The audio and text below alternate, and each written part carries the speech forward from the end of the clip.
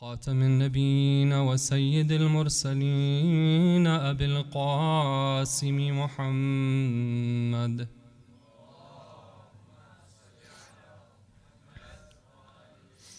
وعلى آل بيته الطيبين الطاهرين المعصومين المظلومين ولعن الله الدائم على أعدائهم أجمعين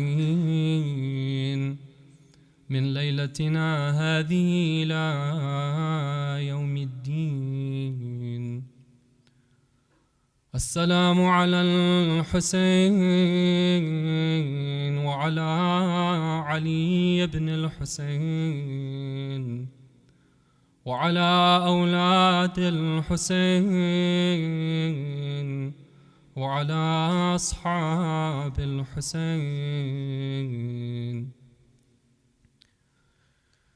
My dear respected elders and brothers and sisters in Islam and Iman, we've gathered here for a majlis of Imam Hussein alayhi salam.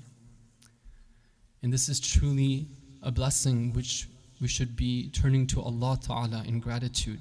Ya Allah, you've brought me to the gathering of mourners for Abu Abdullah al-Hussein. I want to begin by first mentioning some points about the majlis of Imam Hussein, what we're here for and what it's about, and then inshallah introduce the topic that I'd like to be covering. There was once a famous poet who lived at the time of our sixth Imam alayhi salam. His name was also Ja'far. And once our Imam alayhi salam summoned Ja'far ibn Affan al-Ta'i. He said that, I've heard that you compose and recite poetry and you do so well. Is that true? And Ja'far says that yes. So he tells him that I wished for you to compose some poetry about my grandfather Hussein alayhi salam. And when he does so, the tears begin to flow from the eyes of our Imam. And he tells him that just as we are gathered here and we are mourning and we are crying, Al-Malaikatul Muqarrabun, the near angels have also gathered and they are crying and weeping even more than we're weeping. And he tells him that whoever recites poetry and then cries or makes someone cry, فَلَهُ الْجَنَّةِ وَغَفَرَ اللَّهُ لَهُ, that person deserves Jannah and Allah Ta'ala forgives him for that. And so this is, inshaAllah, in accordance to the sincerity of our intention, a gathering which is attended by the divine beings. It is a gathering which in history is extremely important and pivotal. Imam Khomeini rahmatullahi alayh has said that if we want to know how is it that the rules and the ethics of Islam, the virtues of character, the makarim al-akhlaq, the deen itself, the deen which is the true deen of following Amir al-Mu'mineen alayhi salam and the Ulul Amr after him, if you want to know how that has been passed on generation from generation, is through the majalis of Imam Hussein alayhi salam. He says in another one of his comments about the majlis of Imam Hussein, he says that imagine that you have a flower. That flower, in order for it to continue to bloom and continue to be preserved, it needs water. Those tears that we consistently shed for Imam Hussein alayhi salam are like the water that waters the flower, which represents the mission of Imam Hussein alayhi salam, which is the mission to preserve the deen of Islam. So we cannot underestimate, brothers and sisters, the importance of these such gatherings. We can only ask ourselves that what is it that we can do in order to perform this responsibility that we have in the best way possible. And to, inshallah, make these majalis be a source of pleasure to the grandson of Imam Hussein alayhi salam, Imam al-Hujjah al-Jalallahu Farajuh al-Sharif, salawat ala Muhammad wa ala Muhammad.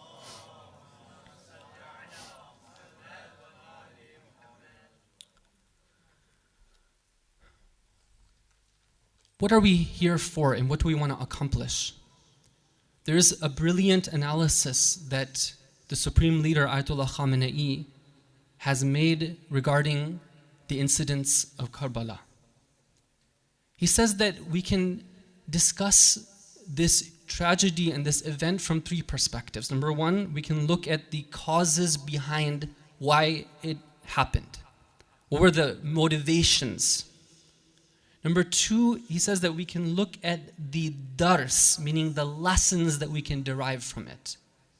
But he says that we shouldn't just stop there, but we should also be looking to understand what is the ibrah that we can take from it. Now, what is the difference between dars and ibrah? Typically, when our scholars use these two terms and they use them in contrast with each other, although they have a similar meaning, by dars they mean the positive inspirations and lessons we can take from something. For example, we all learn about the importance of sacrifice and the importance of ubudiyah and taqwa and love and ishq and brotherhood and performing one's duty and such positive lessons from the qiyam of Imam Hussein alayhi salam. And those inshallah we do wish to learn from and we will inshallah be remembering them. But there's a third category that he mentions, which is the ibrah. Ibrah comes from the Arabic word which is to cross over. What is the difference between the two? Ibrah is where you don't just look at the positive type of examples that you can take, but you look to understand what was it that caused such a thing to happen in the first place, and what can we do to prevent such a thing from happening again? Meaning we look at those negative qualities and those negative actions that led to this to happen and we study them well. And this is a type of discussion that sometimes people do not want to have. Sometimes, unfortunately, the majalis can become a way of only focusing on the positive, but forgetting about the negative. And this is a tradition which goes and dates way back. Imam Sadiq alayhi salam says in a tradition regarding the Bani Umayyah, Inna Bani Umayyata أطلقوا للناس تعليم الإيمان وَلَمْ يُطْلِقُوا تَعْلِيمَ الشِّرْكِ. Bani Umayyah were totally okay with people learning about Iman, but they did not allow people to learn about shirk. Why? لِكَيْ إِذَا حَمَلُوهُمْ عَلَيْهِ لَمْ يَعْرِفُوهُ. Because when they wanted to attack them through the means of shirk, the people would not be able to understand them. They would be doing things in the guise of Islam, but no one would really recognize what's actually going on. So then Ayatollah Khamenei goes on to analyze, and he asks some questions that we have to ask ourselves. He says that number one, what is it that can cause an ummah which had seen Imam Hussein alayhi salam as the beloved of their beloved, and yet some 50 years after his death, they treat him the way they do? They saw how our Prophet sallallahu alaihi wasallam took Imam Hussein alayhi salam, Imam Hassan, even though they were children, and he introduced them as Sayyida Shababi Ahlil Jannah. These are the youth of paradise, even though they're children at that time.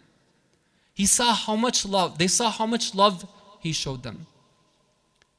Even during the time after the Prophet, when anyone wanted to know who was the most virtuous, who was the most knowledgeable, who was the one who was the most courageous, who was the one who was the exemplar for all the noble virtues, whether it be in Medina or Mecca or anywhere in between, the entire ummah knew that you could not find the excellence that is found with the Imam Hassan and Imam Hussein with anybody else. But how could people turn over so quickly? How can it be the case that in the same city in which people lived in, Kufa, where they saw Amir al-Mu'mineen alayhi salam as the Hakim, as the leader, just how many years later?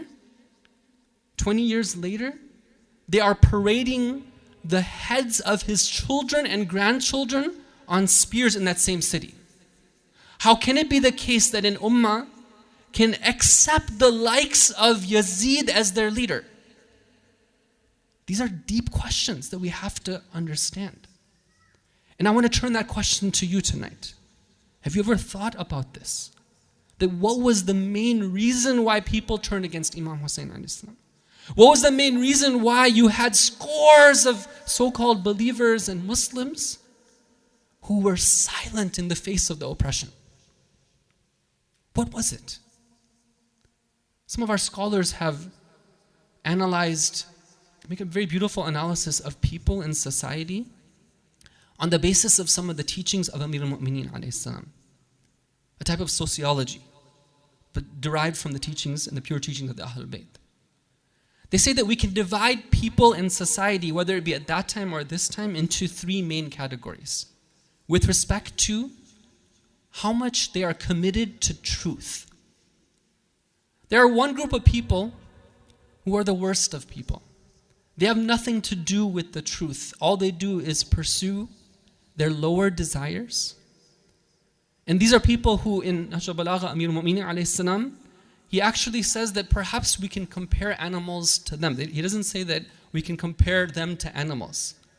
But animals are at a higher, we can compare animals to them. These are one group. Group number two are people who are just the followers, kind of like flies. They go from one place to another place. Wherever they smell the rotten corpses, they go from one to the other. They don't have any type of agenda. They're just the masses. Ignorance is what distinguishes them. But then you have a third group of people who are committed to the truth. They're committed to the deen. But within this group, we can also divide them into three groups. Now, this is the minority we're talking about. This is important for us to understand. We're still talking about the minority here. The majority, is kind of off.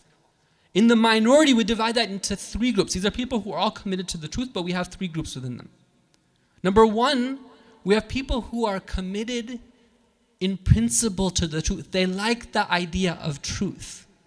But the reality is that they are so overcome with their passions, they're so overcome with fulfilling their desires, that in reality, they don't have any action which matches that. They're too just busy pursuing their own dunya. That's group number one. Group number two are people who, they're committed to the truth, and they actually do some things for that as well too. But they only go so far as when it doesn't really involve taking a stand. Because taking a stand, especially taking a stand against the majority in the society, is something which is very difficult. These people are not ready for that type of qiyam.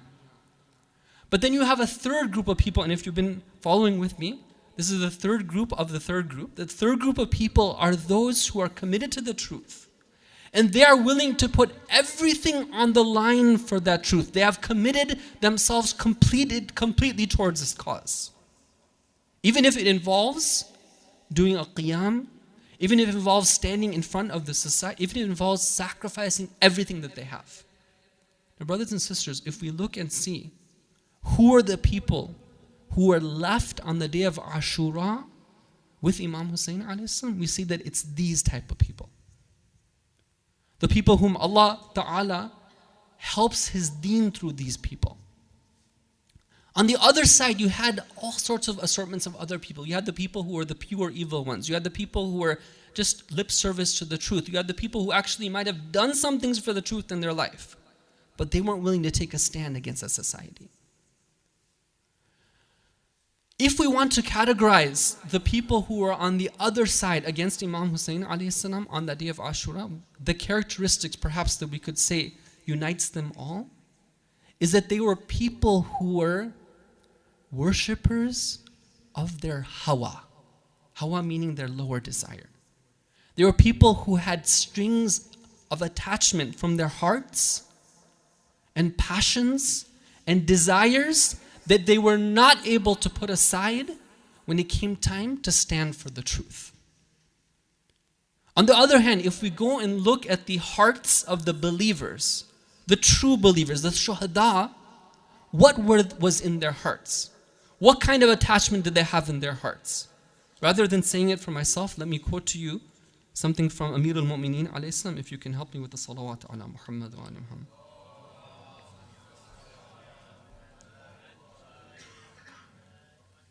In tradition, we are told, and can I have, for the sake of Abu Abdullah al-Hussein, inshallah, to attract the special attention of the Imam of our time to this majlis, can I have a beautiful united salawat ala Muhammad wa ala Muhammad?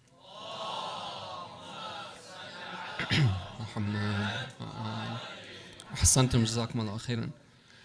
In one incident, we are told that Amir al-Mu'mineen alayhi salam was traveling.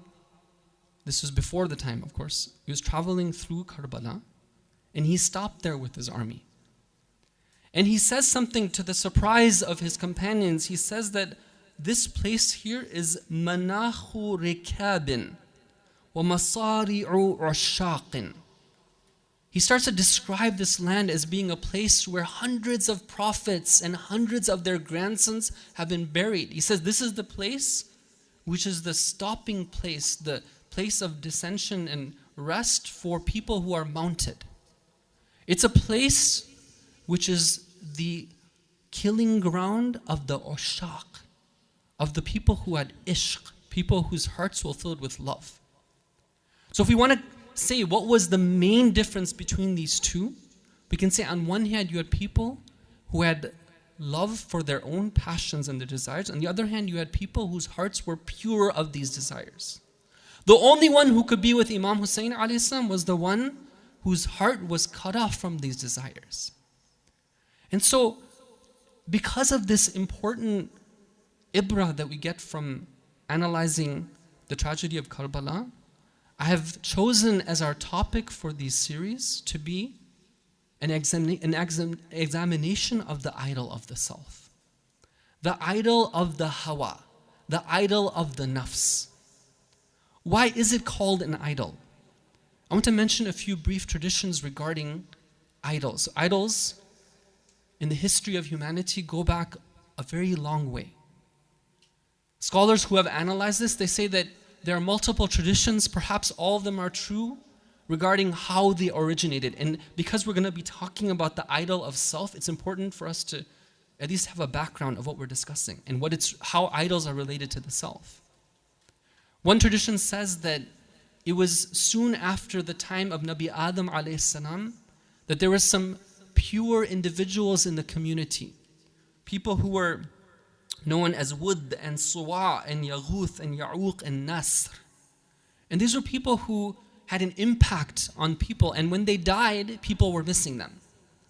So Iblis la'natullahi alayhi, he went to the people and he says that why don't you make a likeness for them, carve out some sort of picture or statue of them so you can remember them. And people used to, when the weather would get cold, they would bring in the idols inside home, and then they would bring it out in summer. And when that generation passed away, the children came, they didn't understand the significance behind it. So Shaitan sort of started to tell them, well, these are objects of worship.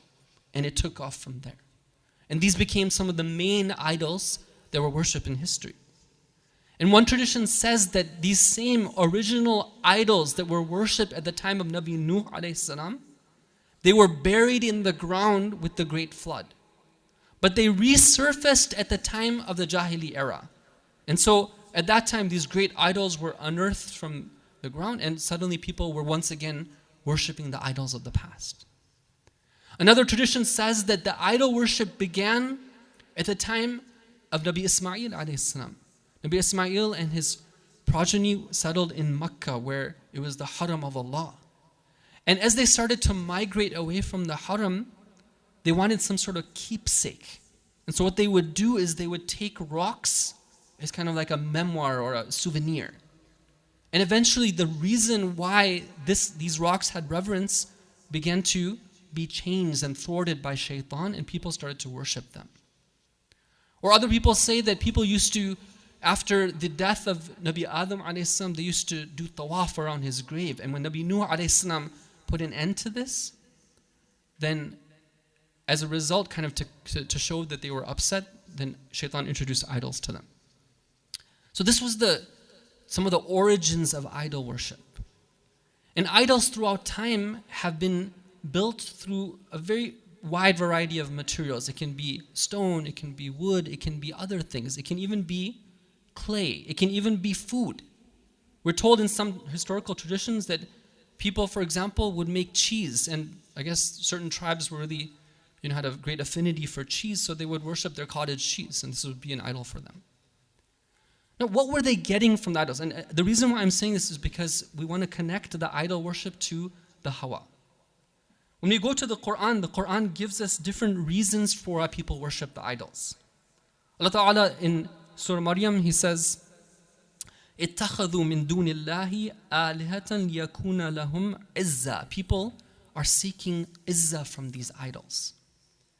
They are looking for some type of grandeur or some type of connection to a source of dignity for them. And so they connect through the idol itself. Or in Surah Yasin, Allah Ta'ala says, اتَّخَذُوا مِن دُونِ اللَّهِ آلِهَةً لَعَلَّهُمْ يُنصَرُونَ. They take gods and idols and they worship them. Why? Because they're looking for some assistance and some success and victory. For example, they're fighting the other tribe, so they need to appeal to their idols. But perhaps we can say that if we divide people into two groups, the people are the masses and the people are the elite, and this is important because we're leading up to this connection between the two, we can say that the treatment of idols and the reason why people worship idols differs according to the level of the person. The masses go to them because they're looking for some type of power. But the elite have another ulterior agenda and motive behind why they go and worship idols. What does Allah tell us, for example? In Surah Al-Ankabut, He says, إِنَّمَا اتَّخَذْتُم مِّن دُونِ اللَّهِ أَوْثَانًا مَوَدَّةً بَيْنَكُمْ فِي الْحَيَاةِ الدُّنْيَا. The reason why you have your idols is because it's a source of mawaddah. It's something which keeps you together. It defines your identity. Some people, for example, they get really excited about, sharing this same sports team with somebody else. They're like, okay, well, we're both fans of the same football club or something. So that's a bond between us. So throughout history, the idols of a culture have been something which linked them together, and sometimes it would be a source of national pride for them. These are idols, those are your idols right there. This is our temple's idols, and that's that temple's idols right there. If we look at it, brothers and sisters, and we examine what is an idol about, let's say that somebody who is looking at it from more sort of an intelligent perspective. Okay, why is it that they would be making idols? Number one, imagine that somebody makes an idol. What's happening is that they're making something that they themselves can break. I can make it and I can break it as well. Number two, I'm making something that cannot talk and cannot hear. So how is it throughout history that these idols were great sources of communication to the people? It was because people would speak on their behalfs. They would say that look at what the idol is saying, or look at what this idol is doing to us. It's heard our request and this is what it's saying. Or what would happen is that they would be making idols that were material in nature and limited like themselves. And they knew that. We have in tradition that people would, for example, take a stone as an idol that was quite appealing to them, colorful, good looking. And when they would find another one, they would cast aside this stone and they would go for the next one. If we look at this, something that's limited, something that's material, something's about my making it and my choosing it and my breaking it and my getting rid of it. Something that I'm the spokesperson for, something that I can tell a tale about. What is the conclusion that we can get if we think about this and ponder upon it? What we can realize is that idols throughout history have been a front. They've been a fraud. They've been a means of deception for what? For nothing but human beings to worship themselves. The idol isn't something which really people thought of as being what it is among the elite. They knew that this was something which they could assert their own agenda and they could exploit others the way they wanted to exploit them.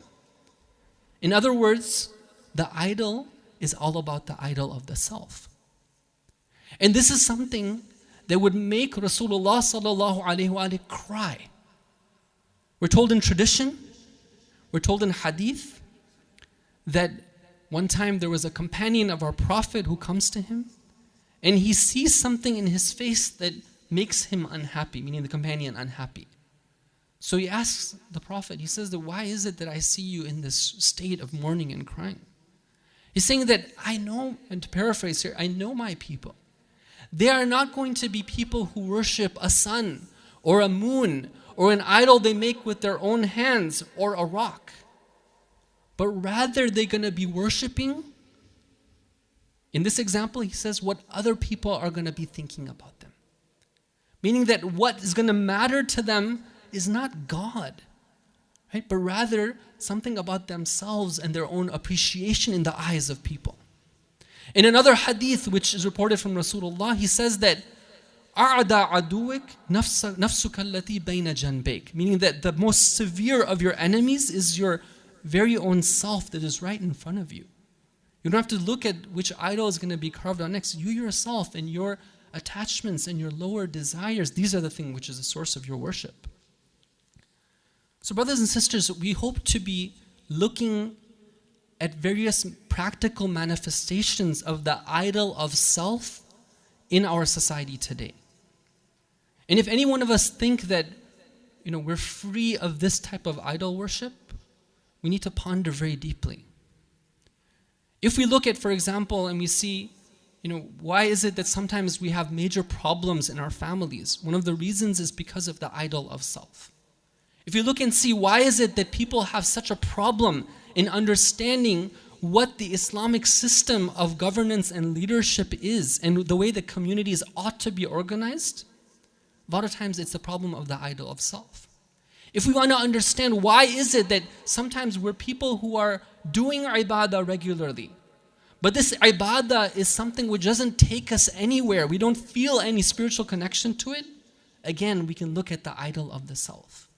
If we want to see why is it that sometimes our efforts to come together as mu'mineen who are committed to a cause and we're working towards that cause, and sometimes we don't have the right dynamics amongst each other, again, sometimes it's the problem of the idol of self.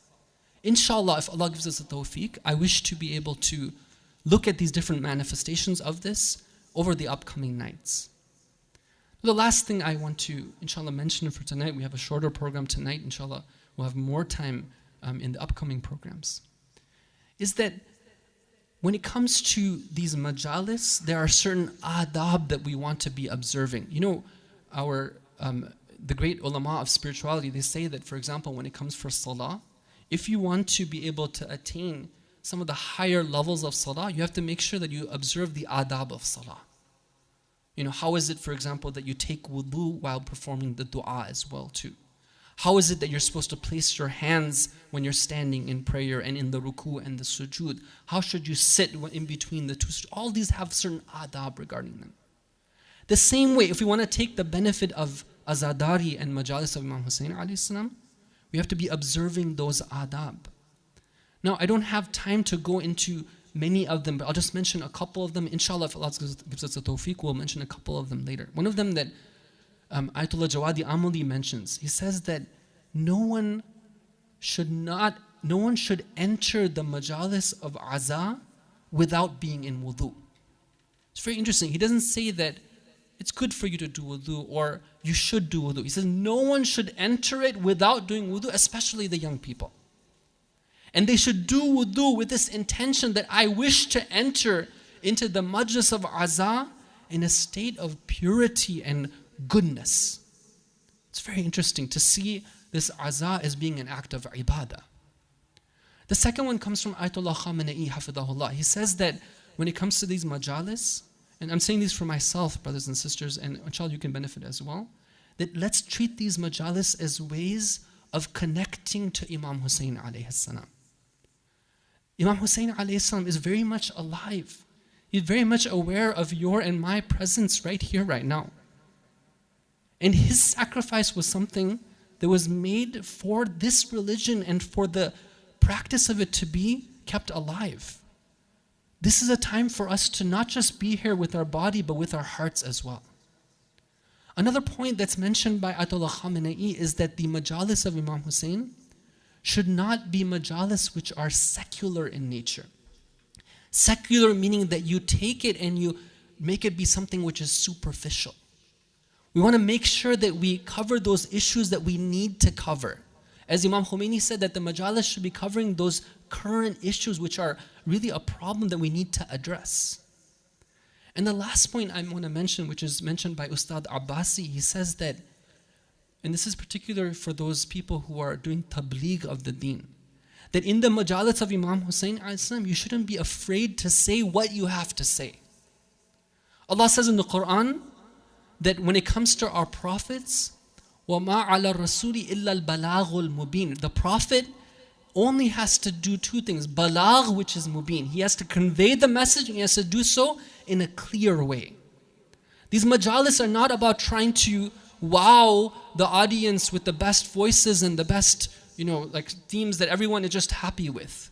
Sometimes we have to cover those issues which are uncomfortable, sometimes that are repetitive, sometimes that may be a little more dry and theoretical. But the message needs to be conveyed, and this is the forum which it needs to be conveyed in. And the very last thing I'll mention is from Ayatollah Bahjat, rahmatullahi alayh.